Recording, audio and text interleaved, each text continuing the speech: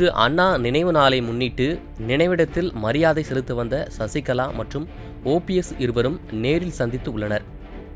பின்னர் செய்தியாளர்களை சந்தித்து பேசிய ஓபிஎஸ், அண்ணாவுக்கு மரியாதை செலுத்த வந்த இடத்தில் மாண்புமிகு சின்னம்மாவை சந்திக்க வேண்டிய சூழல் ஏற்பட்டுள்ளதாக தெரிவித்துள்ளார். மேலும் சின்னம்மாவை நலம் விசாரித்தது தவிர அரசியல் சார்ந்த எதையும் பேசிக் கொள்ளவில்லை என விளக்கம் அளித்துள்ளார்.